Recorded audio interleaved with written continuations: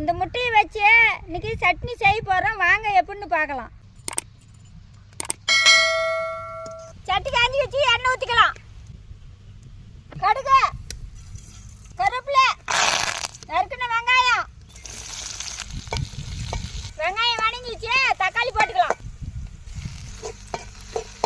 மிளகாய் தூள், மஞ்சள் தூள், உப்பு, தேவையான அளவு தண்ணி ஊற்றிக்கலாம். நல்லா கொதிச்சுக்கிச்சு. முட்டையை உடைச்சி ஊற்றிக்கலாம்.